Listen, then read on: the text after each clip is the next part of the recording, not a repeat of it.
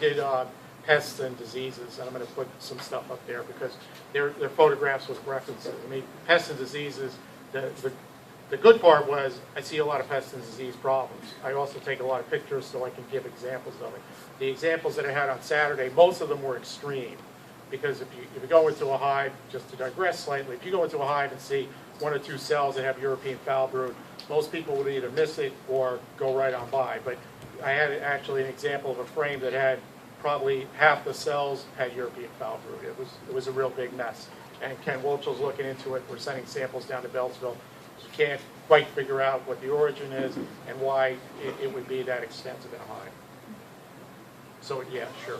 Okay, yeah, good question. Okay, apitherapy is, we're going to talk about the medicinal uses of apitherapy products. Now, to be real clear about this, and at this point, after this, we'll start to diverge on opinions, is this is straight out of the dictionary. It is apitherapy is the medicinal use of products made by honeybees. Okay, we probably get everybody pretty much to agree with that. Probably got a couple outliers that are not going to agree with that. The products that we're going to talk about are going to be bee venom, honey, pollen, royal jelly, propolis, and beeswax. The most controversial is the use of bee venom. It's the one that can actually get you in the most trouble if you're trying to do it. So we'll talk about that last. We'll go through the rest of the comments. Now, it's important to note that apitherapy is not only the use of bee venom, but it's also the other products that we're going to be talking about tonight. And these products are sometimes mixed with other ingredients, some other natural ingredients, sometimes essential oils, as it states here, before it is used as a treatment. And as with a lot of things with beekeeping, there are people that do their own type of modifications, again, based on preferences or based on what's available to them. The key item, and this is actually that upper left diagram, I shared on Facebook, is probably one of my most popular things that I've taken on Facebook. Honey, it's a sweet food. This is the carbohydrate that the bees have. There are primarily 2 types of food groups that honeybees are eating. There's protein, which is going to be a developmental food, and honey. And they need both of those, plus they need to be healthy honeybees to raise brood and to continue the hive. So, this graphic that's on the left, 16 ounces of honey, it requires, 1,100 bees to travel, 120,000 miles and visit 4.5 million flowers. So, I think that I try to convey that to people because the amount of effort that goes into it. So, where I work, there are people that say to me, can you give me some honey? Well, everybody I work with takes a shuttle flight that comes in from Minneapolis. They never check baggage. And I say, there's no way I'm going to give you something that's going to be taken by the security and be thrown out. There's too many bees have died putting that little jar of honey together. You really need to have some respect. So no, you want to buy honey locally, fine, but I'm not giving it to you. In the upper right, these are, everybody's seeing this in their hives now. These are, honeybees that are processing the honey. They take the nectar from the flowers, which is typically about, up to 98% water, and by processing that through enzymes in their mouth and through fanning and through other processes, they reduce the water content down to about 16–17%. And we all know that when the honey is ready, when it's gone through their quality assurance process, they cap it. And then when it's capped, it's good for, basically forever, so to speak. I mean, they did find honey apparently, or beeswax, in Tutankhamun's tomb and in other tombs. It wasn't the best stuff in the world, but it was probably the healthiest thing that they found in those particular tombs. Mm-hmm. So, for your practical purposes, it's perfect. On the lower left, I got a picture of it in a honey frame to be extracted, and I also use a lot of the cut comb. But when I tell people, with honey storage, again, you probably did this all in bee school, freeze honey or leave it at room temperature. If you refrigerate it, that's where you'll start to have a chemical reaction that will accelerate the crystallization process. So, honey for humans is going to be as a carbohydrate, an energy boost. It's also used very effectively, and I'm going to make a couple references to veterinary care because I do know some veterinarians that also focus on apitherapy.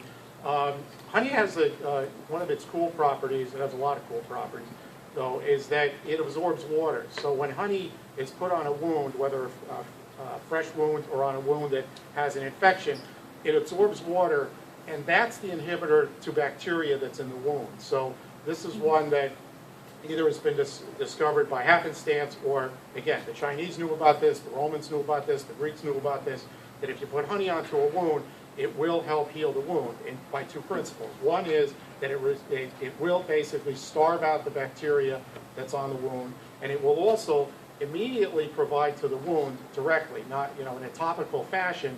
It's providing benefits and energies, enzymes, bioflavonoids, moisture to the wound area directly, as opposed to ingesting it or coming through your circulatory system or endocrine system. So it has a really great benefit with that. So people have put that into eye wounds.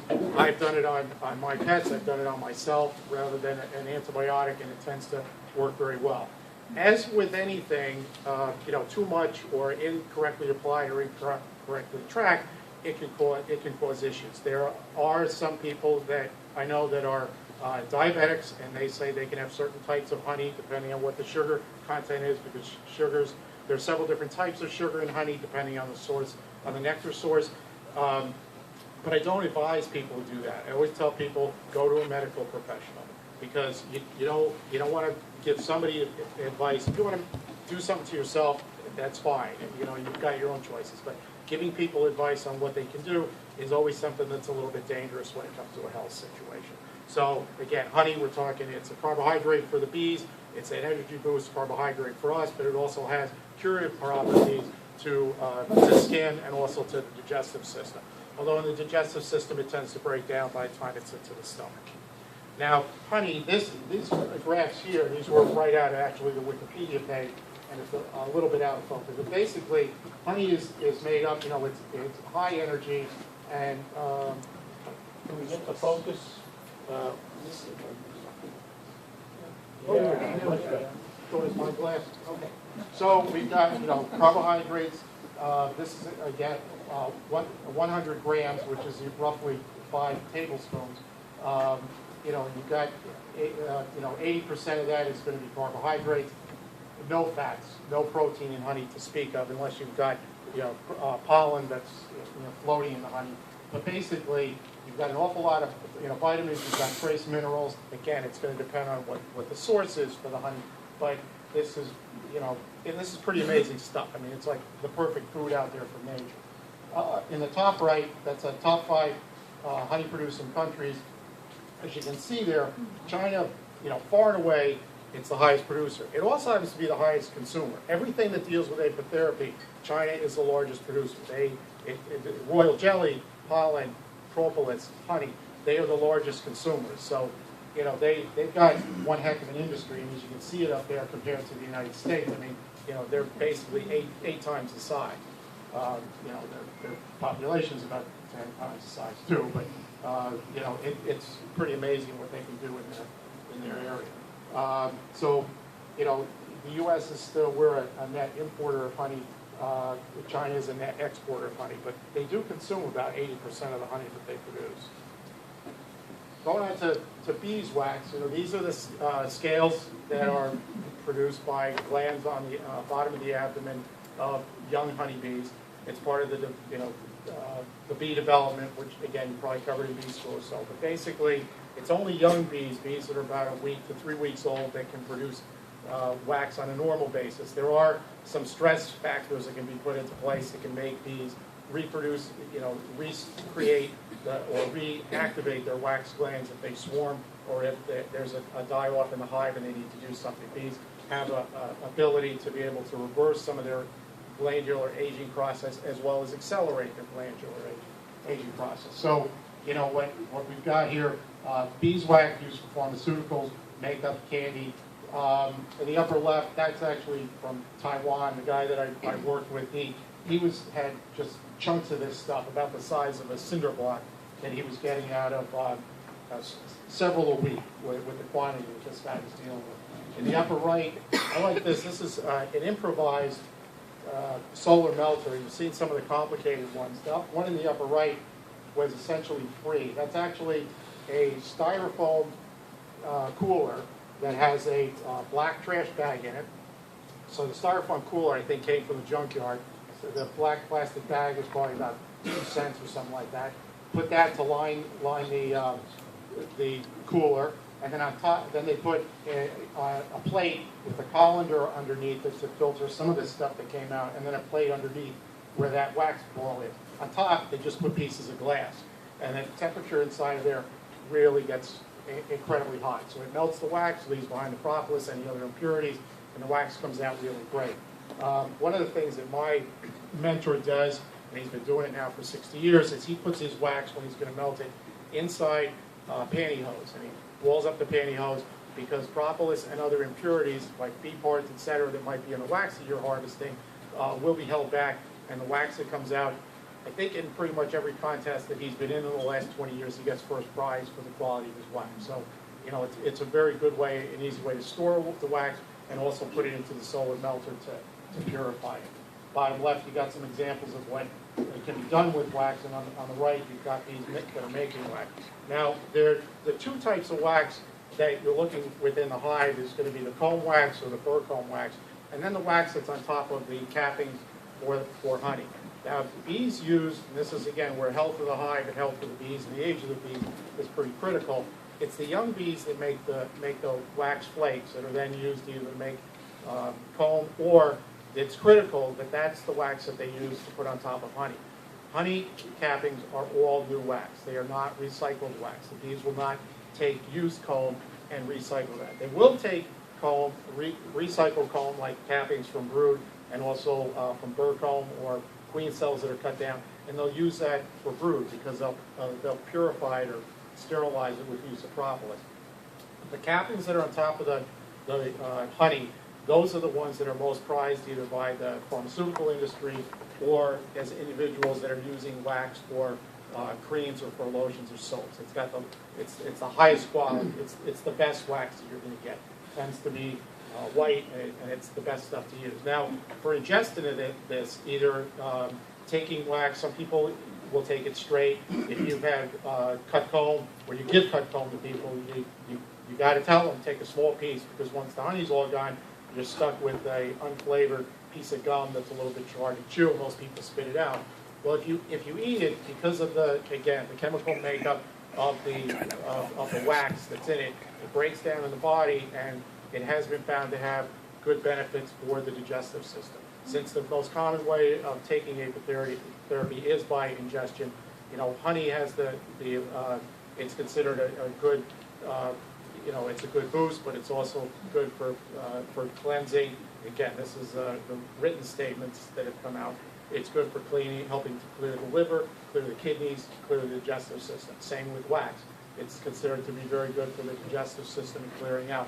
Not in huge quantities, but a lot of people will take, say, 1 tablespoon or 2 tablespoons of cut comb and ingest that. It can work out real fine.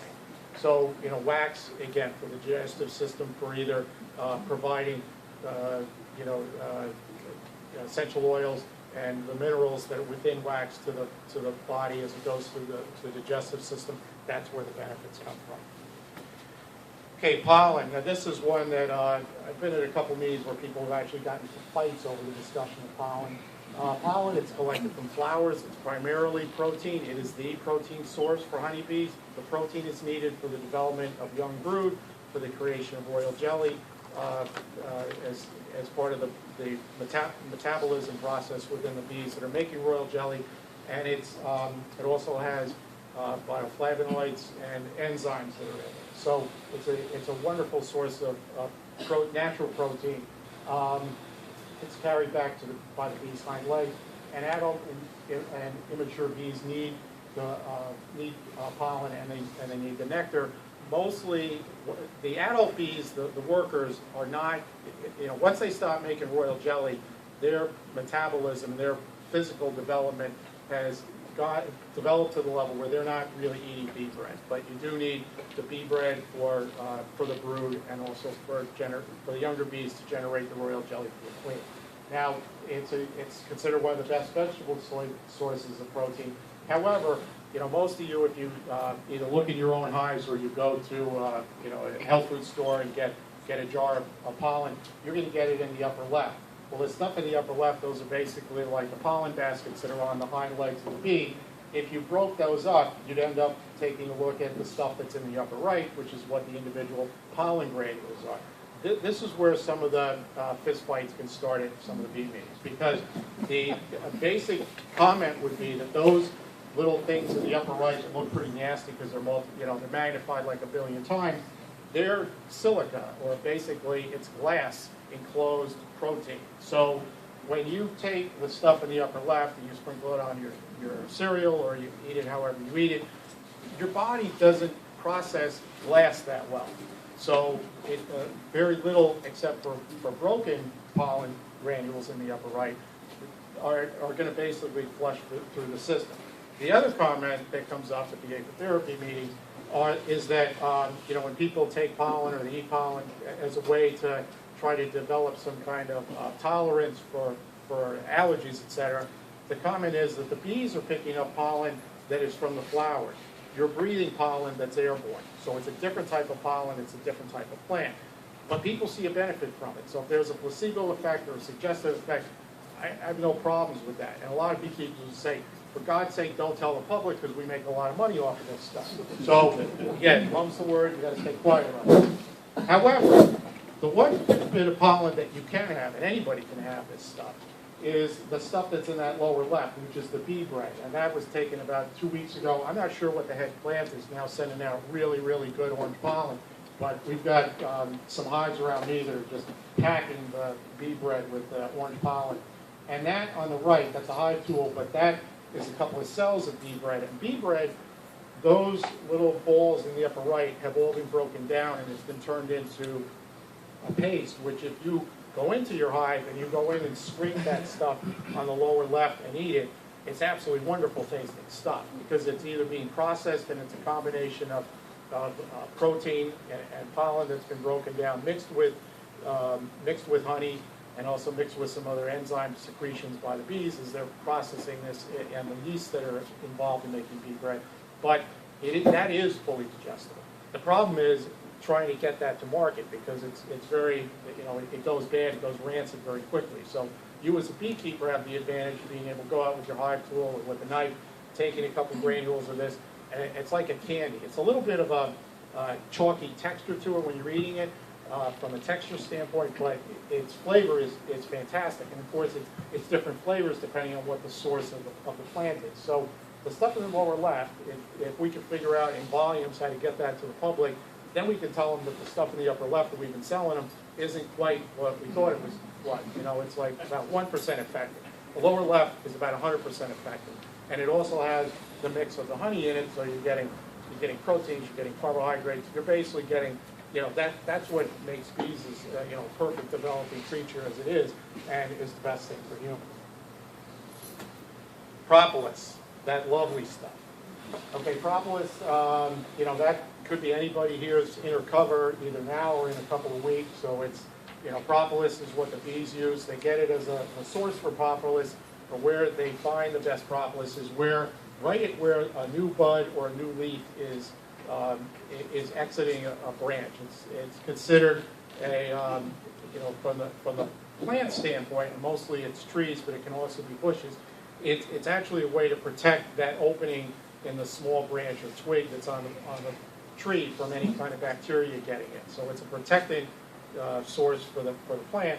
The bees use it as a way, and they, as I understand it from reading and seeing presentations by Marla Spivak and other people that have worked on propolis, it's not processed so much by the bees, and there are specialized bees that actually, in the foragers, that will go out and get this stuff.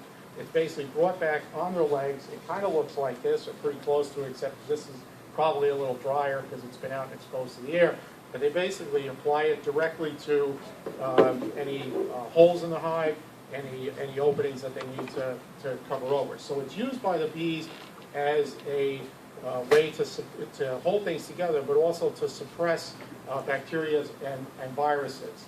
Marla Spivak's work, again, if you went down to her website, and also the University of Minnesota, she talks about some of the microbial benefits to the bees. So what bees will do, and you'll see this in your own hive bodies, is the bees will use propolis in their own way to basically coat the inside of their hives. Now, one of the things that I do, and this is that lower right photo on the right, is I collect the propolis, and I've been doing this for years because I took a course at the Pfeiffer Center in New York State that has natural beekeeping. They've had Ross Conrad speak there. They've had Gunther Hawk, some other people speak, and I've seen them speak, and I've participated in things, is what they recommend personally, and this is apitherapy as a way to give back to the bees, is they recommend making a wash, and I make a wash, using the propolis, and it doesn't matter what hive it came from. If it's propolis, taking the propolis and dissolving it in Everclear, which is a very high potent. You can't get this legally in Massachusetts, but you can get it in Rhode Island, Connecticut, New Hampshire, Vermont. Basically, we're surrounded by states. But I think it's like 99% alcohol, and you want grain alcohol as opposed to rubbing alcohol. Rubbing alcohol with propolis will basically break it down. It will not turn it into a wash, which is what you want. So you take propolis, you know, like even let's say in a jar, if you had just the bottom, a 1/4 inch of propolis. If you had then on top of that 2 inches of alcohol, of grain alcohol, and then you stir it. You stir it every couple of days, and it basically breaks it down, and it'll turn like that stuff on the lower right. Now that jar that's there, and that was at a presentation that I was at where they were explaining this. The bottom of that is sludge. But so that you couldn't put a paintbrush in. But the top 2 or 3 inches on that is a very good propolis wash that then they recommend, and I've used this for years, to paint the inside of my hive bodies. The hive bodies, which are the brood boxes. So either the brood supers, hive bodies, however you want to interchangeably discuss that. But it basically, you're saving the bees a whole lot of time in trying to clean up or make that brand new hive body into something that they use. So this works. I find it works really well. It's in the brood area. You don't need to. I don't do this, and I don't think you need to do this in the honey supers, because the honey supers, if you're lucky, either with the queen excluder or because you're lucky, the bees don't go up and lay brood there, so that's not an issue. But it is an issue, and it is something that they're going to use propolis down in the hive body, so that can help. Marla Spivak, again, in part of her research, she's found that propolis is used in natural hives in trees or in houses. They tend to put a lot of propolis, and it's basically one way that the bees can use to make it a more sanitary environment. They also use propolis, as you know, because you see the brood comb getting darker. They use propolis as a way to sanitize and clean out the cells that the queen is going to be laying eggs in. Whether it be drone or worker eggs, there's the hive. Those cells have to be clean. They have to pass the queen's inspection before she's going to lay in it. So again, you need to have good, healthy trees in the area that generate propolis, so the comb is safe enough and healthy enough for the queen to lay in.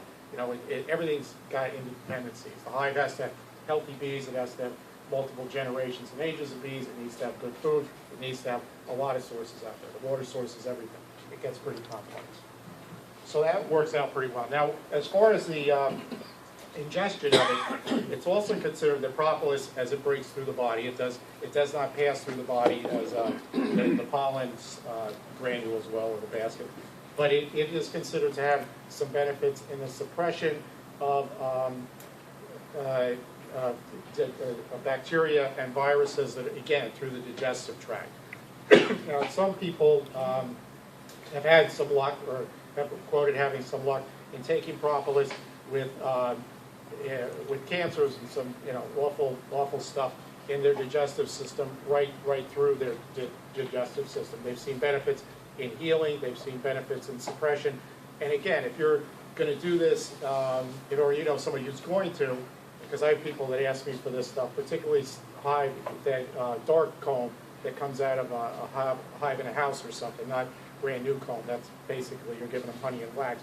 But propolis, if it comes from a natural hive, you should advise them to check with their doctor. Check with somebody, because the doctor, he's the authority. He or she is the authority. They're the person that's licensed, and you don't want to get in a position of saying, yeah, take this and you don't need to do whatever. It's something in addition, and that's usually the case that I've had with doctors that I've dealt with, whether they've been veterinarians or medical doctors. Now the royal jelly, these are pictures of when I was in Taiwan. My wife was on business, I was on some business, and then pleasure. I was able, through my hotel, and I recommend this to people if you've got some time in a country, or even actually nowadays in most cities and areas of the United States, ask the hotel concierge if he knows where you can talk to a beekeeper. Now, I managed to hook up with the guy who's considered and it was just, again, it was by luck, but he was considered the best royal jelly producer in Taiwan. And he was the best because this guy drove around in a Mercedes. And he was an actual active beekeeper with a Mercedes. I've never met an active beekeeper with a Mercedes except someone who's retired from some other business, and then they plow all their money and savings into beekeeping. This guy was having a great time. Now, I'll explain a couple things, and I'll explain to you why this works in Taiwan and why this works in the Far East. In the upper left, this guy had about 1,800 hives. Every one of his hives had about 4 frames in it, like that one in the upper left. That frame in the upper left has about 100 queen cells on it, and he's going around every day or every 2 days, and he's harvesting every one of those frames. He doesn't need queens. He needs a royal jelly, and he needs the queen larva, because that's where he buys his Mercedes with. And his bees were unbelievable. He has his own feed. He's feeding them. He's giving them syrup. He's giving whatever it is to boost those bees to make royal jelly and make those queen cells as well as they can. In the upper right, that's basically a whole series of those frames flipped upside down and with the top cut off. He cuts off the ends. Each one of those cells has royal jelly in it, and it's got a larva. And actually, royal jelly is such a big business in the Far East, they actually make small extractors to take care of this stuff.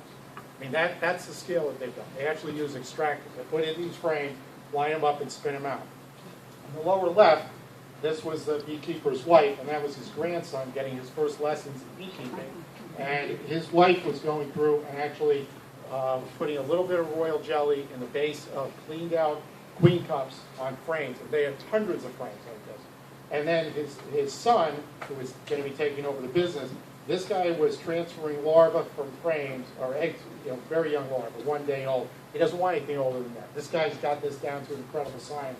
His son was transferring at the rate of about 3 a second. I could not believe it. This guy was moving faster than a sewing machine, transferring. And his success rate, basically like 100 out of 100. It was unbelievable. Now, why does it work there, and why wouldn't it work here? Well, they've got monsoons in the Far East. Now, monsoons, for those of you who either experienced them, and I have it on a ship, which was a fabulous experience, especially when you combine that with a typhoon. But it's steady weather, and this guy has steady weather basically every day in, day out, for about a 90-day period. He knows he's not going to get any rain. He knows he's going to get sun. He knows the temperature's going to be perfect. So he's got 90 consecutive days that are going to be identical. Here, we don't have an hour that's identical. So he knows everything that's going on in his hives. He knows exactly what's going to happen for 90 days, and he can just get tons of this stuff that he can bring out. And he's doing it across Taiwan. They're doing it in Thailand. They're doing it in China. This is where they get their quantities from. So it's not something that we here in the United States could really replicate at all. And I'm sure everybody looks at this and says, wow, you could get a whole bunch of really good queens. That is not his deal. That is not where he's making his money. Now, this is looking at royal jelly and also at bee brood. To talk a little bit about royal jelly, it's very high in protein. It's primarily, there's water in it, but it's basically a glandular secretion from the mandibular glands at the mouth, and it's young bees that can do this. So again, you need young healthy bees to make royal jelly that's of the quality that's going to keep your queen happy and keep her consistent so she's an egg-laying machine. What this guy's got, he had a refrigerator, and in that upper left is a baggie that's full of queen larvae. And he's also got royal jelly in there. And he got paid about $400 for that pack. And he had people that were driving in Mercedes to come to his house to pick up these things. He does not use an extractor. He does everything. All of his extraction is done 1 cell at a time using something basically like a popsicle stick. But he said his reputation, he's a 6th generation beekeeper. Everything is done by hand because he said that's the quality that he has. He's got awards. His office was just blue ribbons and gold ribbons all over the place. In the upper right, he had me sample some of this. Those are queen larvae. They're not allowed to get to the age of a queen pupa, because at that point they would have ingested more royal jelly than he wants them to.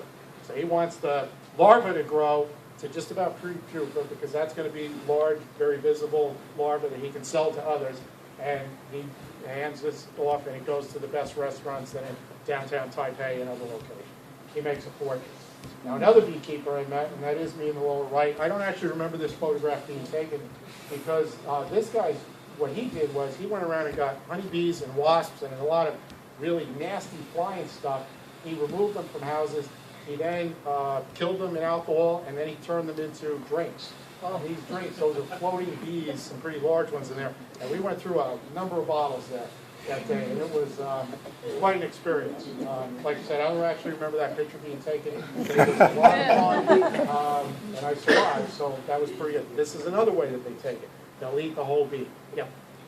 I think you're going to have to face the speaker all the time. Every time you turn to your left, I'm losing it? Okay. you're losing Sorry it. about The that. other thing is, if we can take a break within the next 5 minutes and then pick it up after Sure, that. we can take one right now. You want to do that? Yep, that'd be good. Okay. Okay, so we'll take a 5-minute break. It's a good goal. Randy knew in the back. Yeah, just undo the zip what I want. Okay.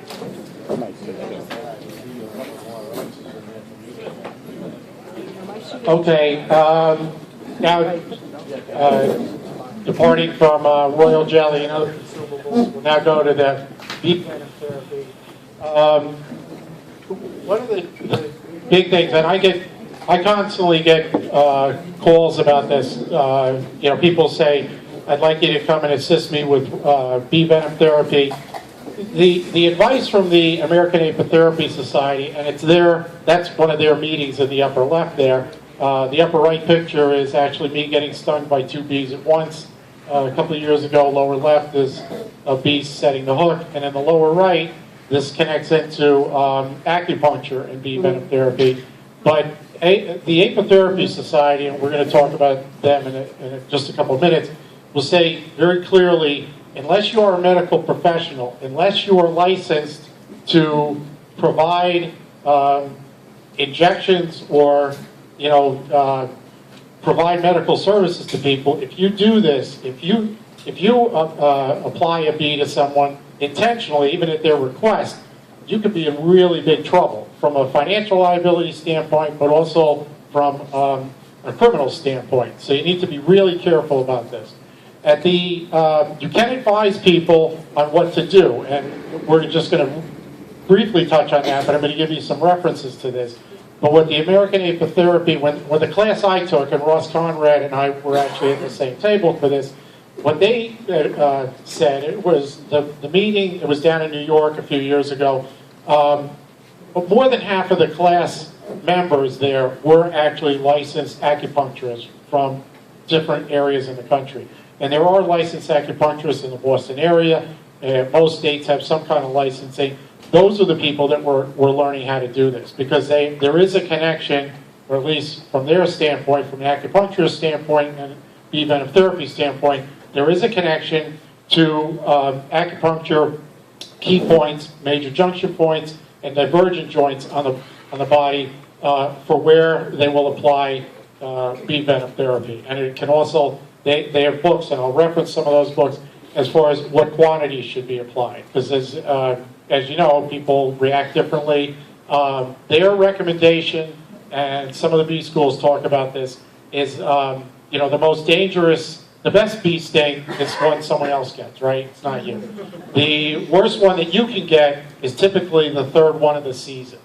And the reason it's the third one of the season, and there are books talk about this, and they talk about this really strongly at the meeting, is the first time you get stung in the spring, when you have not been stung in several weeks or several months, your body's having a new reaction. It's your brain, you remember what it was like, but your body, your physiology, your metabolism is different this year than last year. It changes very small on a month-to-month basis. So you need to always be careful about this. What they would say, what Apitherapy says, is if you haven't been stung in the past 2 weeks, and this is just as a beekeeper, let alone getting treatments for this, if you haven't been stung in 2 weeks, you need to be very careful and you need to check yourself again. What they recommend is the following. They say, when somebody, this is for the practicing people that we're going to do this. They said, have your patient come in, make sure that they've got documentation, that their family is supporting them, and their doctor is supporting them. Talk with their doctor, find out what their doctor says about this, and if they're supporting this, because again, if you're giving advice, you could be liable for things you don't want to be liable for, and doing things in the best intentions. They then would have the person come back, they would sting the person. And then they would have them wait for about an hour, then they'd send them home and say, come back and see me in 2 days. Because within 2 days, if you're having an acute reaction, you're going to have it within 2 days, if you really have a susceptibility. But typically what happens to people is the first thing, it hurts like hell, you remember what it was like, and everything kind of calms down, you take a Benadryl, you go on about it. What happens the second time is the second sting that you get of the season, usually you don't have a reaction at all. It hurts, but you tend not to get swallowed. And then you get a false optimism that, hey, my body's handling this okay? Yeah, I used to get bee stings, everything's going great, this is terrific. What's actually happening is your body is overreacting to the sensation that it had several days ago or a week ago. The third one that you get, that may be later that same day, it may be a couple of days later, is one that catches your body by surprise. And that's the one that can send you into anaphylactic shock. And that's typically when they talk to people that have had a bee sting reaction, that have not had a reaction before. It's not the first one of the season or the second, it's usually the third. Sometimes it's the fourth, but it's usually the third one that suddenly ramps up and can really get you in some really big trouble. So you need to be very, very careful about that. Now what they were doing, they actually did apply bee venom therapy at their clinic. They had some people that were in that were their patients. They were explaining some of the benefits. There are veterinarians, again, they practice all these things that we've talked about that humans can do. They apply the same thing for their pets, like dogs. There was a dog there they gave a bee sting to, and I would have thought the dog would have turned around and bit him. I know my dogs would have done something like that. This dog had no problem getting a bee sting, and it was walking around fine. And they said without those stings, it was not getting a benefit. Now, what is bee sting doing? We've got, wax is breaking down in the body, you're absorbing it, it's hopefully doing some kind of benefit to the body from a coating or a rejuvenation standpoint. Same thing with honey, same thing with propolis, same thing with pollen. Bee stings, however, the way that they present it is, what bee stings are doing is it's breaking up a chronic condition. So it's not actually, providing some kind of miracle drug to you. What it's doing is it's shocking the system. Most of their processes and training for bee stings is to take a situation like the body is reacting to arthritis by shutting down, closing up, you're restricting your motions. And the same thing with MS, same thing with other treatments that are used for bee sting. What the bee sting's doing is you're putting a substance into your body that's causing a breakup, a real shock to a chronic condition, and that's where you may get additional motion, you may get further additional motion, you may get some benefit. It's helping the body, like the other treatments do, the ingested treatments or the topical. It's providing a chance for the body to try to heal itself. Apitherapy and the benefits of it doesn't cure cancer. It doesn't cure things directly. What it does is it provides nutrients to the body or breaks up a chronic condition with bee venom therapy that allows the body to have the energy or have the inclination to try to make a response to that. And that's where they focus their bee venom. So it's not, there's something magical in the venom. It's what the venom is causing the nervous system, the area that's localized around the wound or by the frozen up joints or so. It's causing that a breakup. So it's a breaking up of the chronic condition. Now, in addition to that, and that is me in the lower left, this was kind of weird. There's something, I had not heard of this until I actually walked into this clinic that was in Thailand, but it's iridology. And iridology is for people that believe it, and it's got very strong proponents, it's got very strong people that think it's a completely quack science. It's more popular in California So I'll just leave it at that. It is something, however, that it's been studied for a long time in the Far East. But I went to this clinic, and again, I was there for the hell of it. They said, you want to have an exam? And I'm a beekeeper, so the first thing I asked was, how much is it going to cost, and is it going to hurt? And they said, it's not going to hurt, and it's going to cost you $1. And I figured I could do it for that. So I had the woman in the lower right was a Chinese doctor that was training other people on how to do iridology.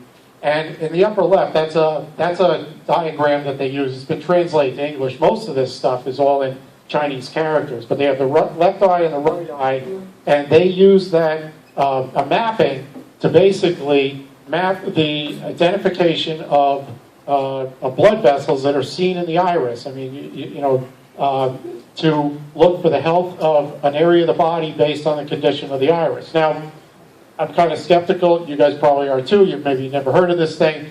But what was interesting was when I sat down, and this guy who was working with her, he put a camera over my eye and projected my eye on that screen that's in the lower right. The first thing she said to me, because she was a little confused, and she asked me to take a couple breaths and do it again. So I did that again.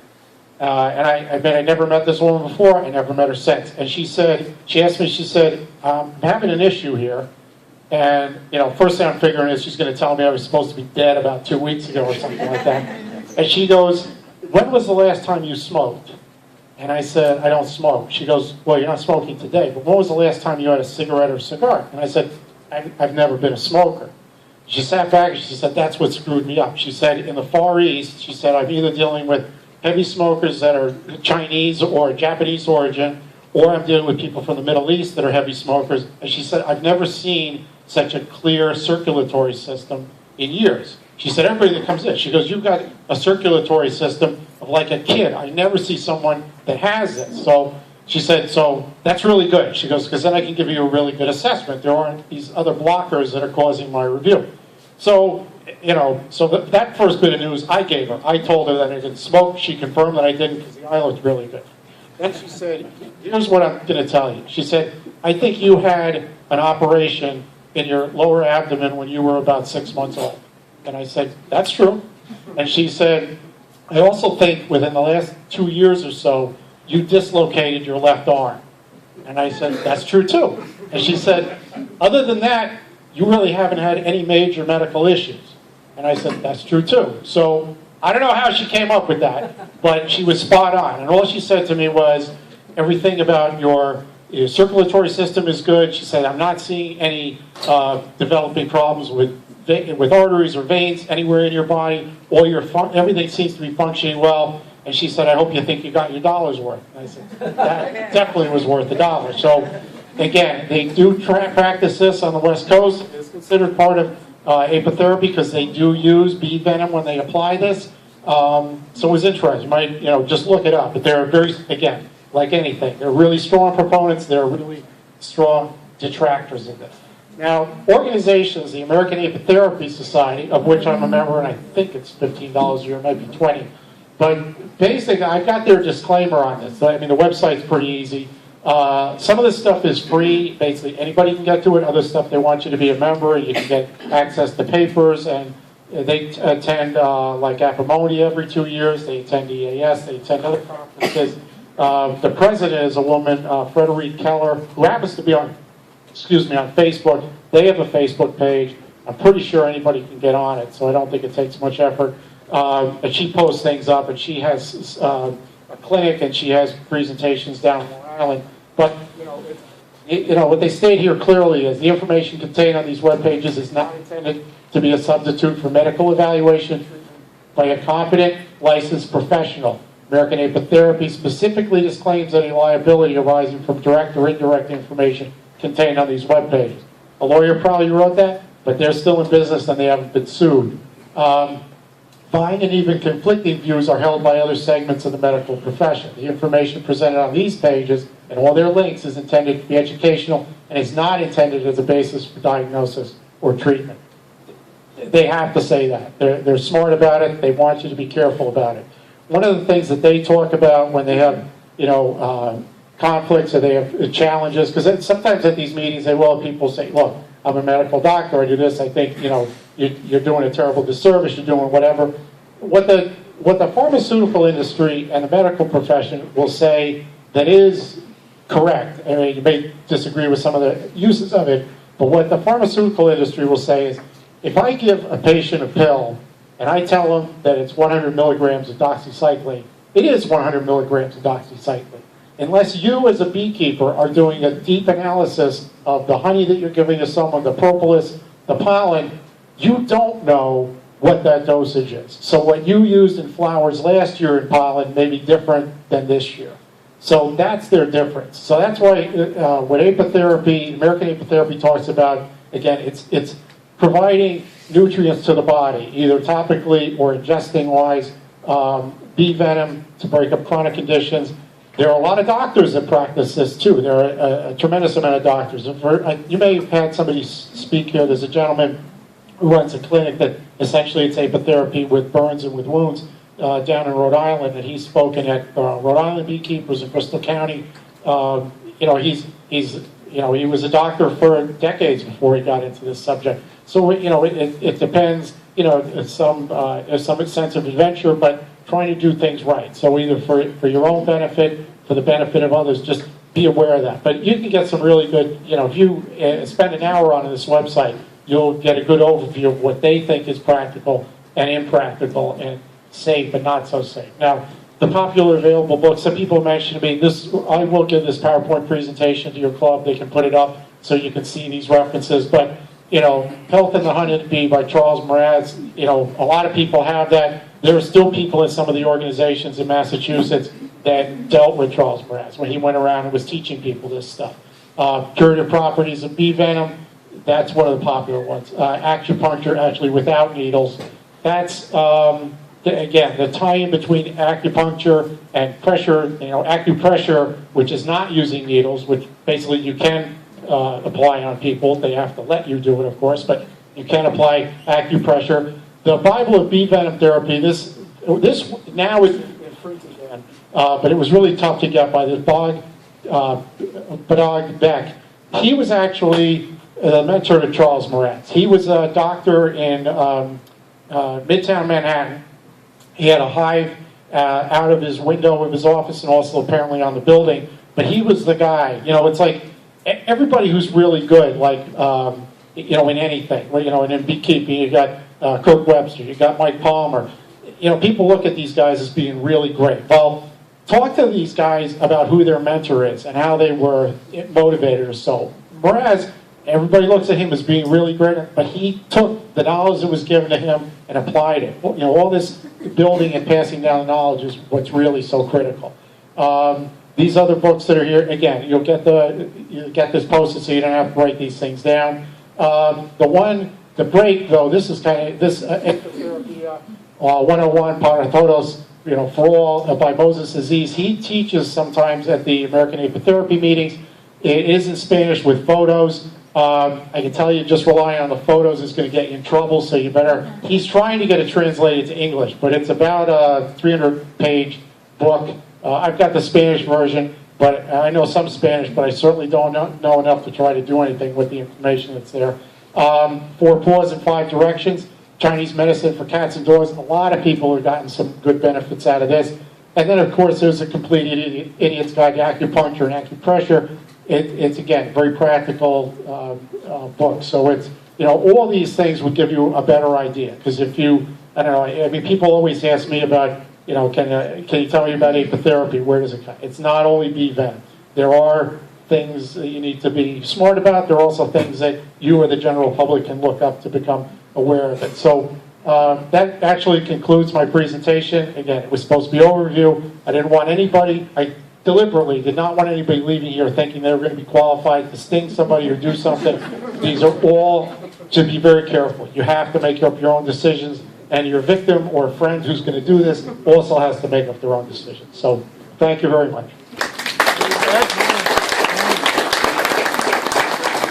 If anybody has any questions or so, just think about that. Yeah, go ahead. I was just noticing that one of the slides you had, that bee stinging you with the ring on, and that, one of the things they always tell us is, you know, take your rings off so in case you get stung. Everybody points that out to me. Yeah, I got the picture actually got on the board because it was a really good position. But yeah, I was lucky that this is the same finger and it survived. But yeah, you're better off without it. But I don't think I can get this off. And I know if I got it off, my wife would kill me when I came home. So, Well, you know, there's that downside. yeah, you got to have those priorities. Yeah, you have to get that stuff straight. Did your wife go with you on that trip? Well, she was busy working while I was having fun. I'm wondering, did she talk to that woman that examined your eye the day before? She thought it was kind of crazy. Well, actually, my wife has her medical, so she's looked at apitherapy for pollen and stuff like that. But it was, I'll tell you, when she gave those things about the operation and the dislocated shoulder, I was like, I don't know where the hell she's getting that from, but I certainly didn't tell her anything. That's amazing. Yeah. Where are you practicing?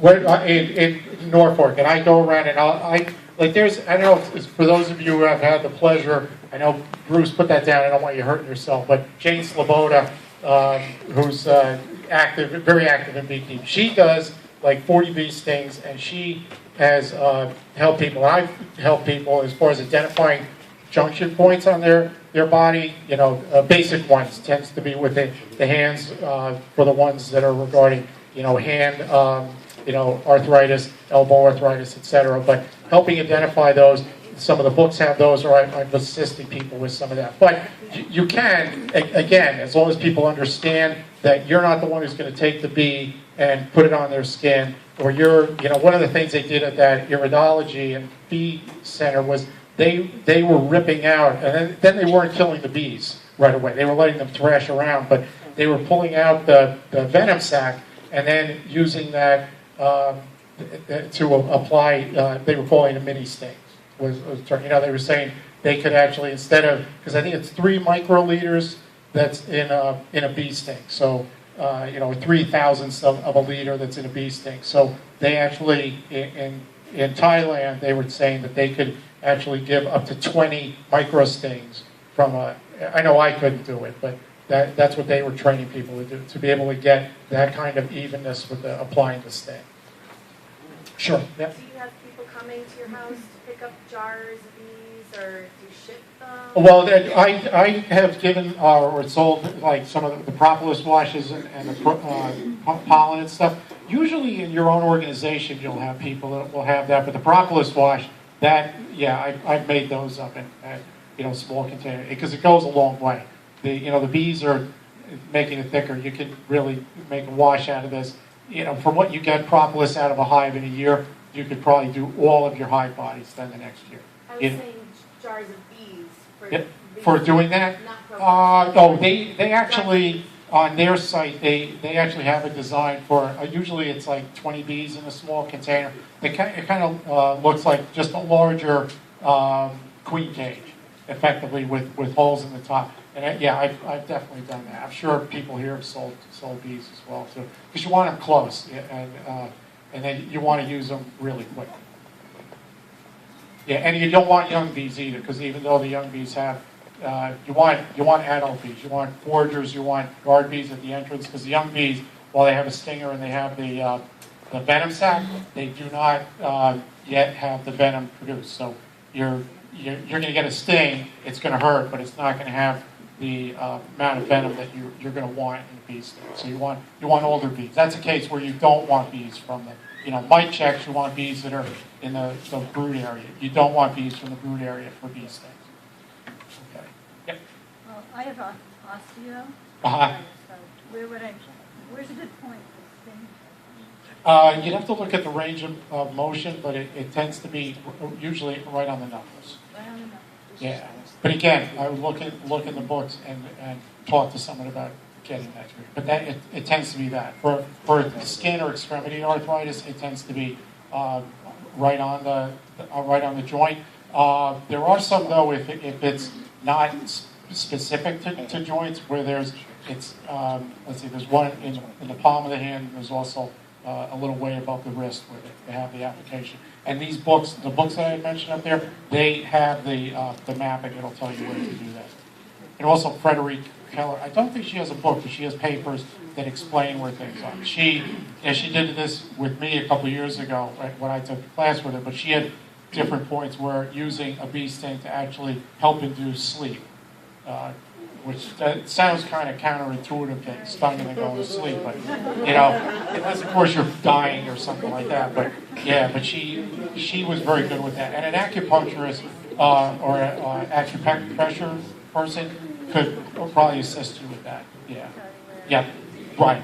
They would be able to study with that. Yeah. With the Iridology, you had talked about the venom. So when she looked at your eye, is that what she would be able to read, like a map where you would need the venom on your body? Yeah, they use the eye, both mappings of the eye. It's like they're to specific bodily systems as far as, even there's apparently a way to, even tell within the foot. She knew that there had been, telescoping the intestines operate, but she knew that based on a disruption that she saw in the veins of my iris. But it's everything. If you go out, Wikipedia is pretty good, but you go to, I think there actually is an American Iridology Society, again, mostly in California, but there are a lot of people who swear by it, and I'm a real big proponent. If it works for you, it doesn't hurt you, and it doesn't hurt other people, God bless. Go ahead. Any other questions? Yeah, Scott. Yeah, a couple of questions.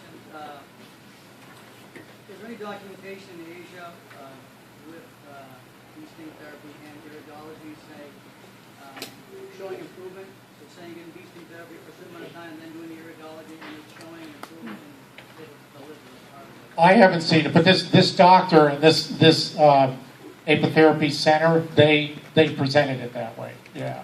And it was Big B was the name of it. I could share that as well. But it was Big B in Thailand. I actually have a guy I used to work with years ago who retired and moved to Thailand, and he lives about 2 miles away, and he goes there. He didn't happen to know it was there at the time, but he said he's gotten some benefit from Apitherapy and stuff. Just another question. Yeah. Are there certain parts of the body that they avoid with these sting therapies, so like the neck, carotid artery? Of course, the eyes are really difficult. There was a guy at the session I took in New York. His nickname was Dr. Sting. He gave himself that thing. He was from Ohio, and he said that he did for some aspects of glaucoma. And again, I would not advise anybody here to do this, but he said that he did apply bee stings to eyeballs, and it was everybody in the room, even though we were mostly on the side with him. Nobody was that thrilled about the idea of talking about that any further. People have gotten bee stings in the head, and again, if you look up some basic mappings with acupuncture, they use many of those same points for many of the same benefits. But this guy did talk about the eyes, and I just think that's crazy. Yeah. If we have a member that tried that, you can ask them. Yeah. I knew it was you. No, this is honest to God truth. 2 years ago, Yeah. I got stung in my right eye, and my son pulled out the Yeah. venom sac off my eyeball. I was rushed to the Mass Eye and Ear, Yeah. and they were going to operate and take that stinger out, but they couldn't because of the barbs in it. Yeah. And I was They couldn't like, just scrape it with a credit card or high no, it was Gee, that's too embedded bad. into my retina, and it's like millimeters from the back of my eyeball. And I've been going to the hospital Yeah. regularly now, and it's amazing. It's still in there, Yeah. and it's almost like Spider-Man. This eye, I can shoot a basketball and get a switch every time now. No, but honestly, they said they were. His head, really. They were so amazed about this whole thing, and they still are. Yeah. They signed release papers. They're doing an article in the medical journal on my eyeball. And you don't want it because it hurt like hell. I'll bet. Trust me, it was not fun. Well, I got one actually the other day. I'm still doing beekeeping. That's definitely gutsy. But I got stung in the eyelid just the other day, and it was, it's any place where there's a lot of blood flow, you can have a lot of pain with sting. New Botox. Yeah, exactly. Okay, thank you very much again.